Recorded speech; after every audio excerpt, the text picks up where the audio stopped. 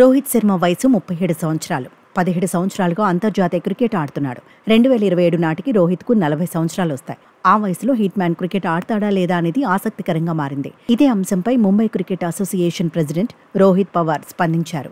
2007 one day world cup వరకు కెప్టెన్గా hit man కొనసాగాలన్నారు. భారత్కు మరో టైటిల్ అందించాలన్నారు. అందుకు తగినట్టే రోహిత్ కూడా ఇటీవలే కొన్ని కామెంట్స్ చేశాడు. తనలో ఇంకా చాలా ఆట మిగిలే ఉందన్నాడు. ఆటను ఆస్వాదిస్తూనే ఉంటానన్నాడు. కుర్రాళ్లకు అవకాశాలు ఇచ్చేందుకే T20 ఫార్మాట్కు గుడ్ బై చెప్పానన్నాడు. Team India head coach Gautam Gambhir కూడా హిట్ మ్యాన్కు సపోర్టుగా నిలిచాడు. ఫిట్గా ఉంటే 2027 వన్డే వరల్డ్ కప్లోనూ రోహిత్ ఆడవచ్చన్నాడు. కెరియర్పై హిట్ మ్యాన్ ఫైనల్గా ఎలాంటి నిర్ణయం తీసుకుంటాడన్నది హాట్ టాపిక్ అవుతోంది. ప్రస్తుతం రోహిత్ శర్మ కాన్ఫిడెంట్గా ఉన్నాడు. వన్డే వరల్డ్ కప్ సమయం నుంచి మరో లెవెల్ చూపిస్తున్నాడు. అగ్రెసివ్ గేమ్ ప్లాన్తో కట్టిపడేస్తున్నాడు. తనే బాధ్యత తీసుకుంటున్నాడు. బ్యాటింగ్ భారాన్ని మోస్తున్నాడు. ప్రస్తుతం test world championship final, champions trophy పైనే రోహిత్ గురి ఉంది. ఇప్పటి వరకు team India world test championship title గెలవలేదు. గత 2 సర్కిళ్లలో ఫైనల్కు చేరిన టైటిల్ అందుకోలేకపోయింది. రెడ్ బాల్ ఫార్మాట్లోనూ ఛాంపియన్గా నిలవాలని రోహిత్ పట్టుదలగా ఉన్నాడు. తొలిసారి ఈ టైటిల్ గెలిచిన భారత కెప్టెన్గా నిలవాలని వ్యూహాలు సిద్ధం చేసుకుంటున్నాడు. 2013 తర్వాత ఛాంపియన్స్ ట్రోఫీని భారత జట్టు అందుకోలేదు.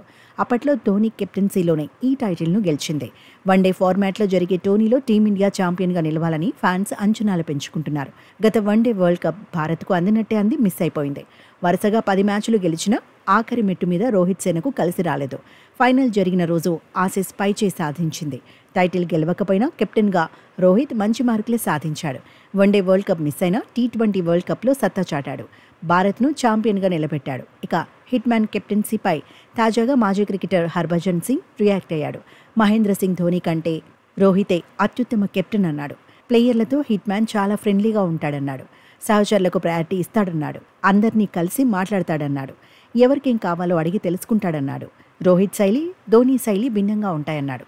ప్లేయర్లతో మహి ఎక్కువగా మాట్లాడాడని చెప్పుకొచ్చాడు. తప్పుల నుంచి సహచర ఆటగాళ్లే పాఠాలు నేర్చుకోవాలని భావిస్తాడన్నాడు.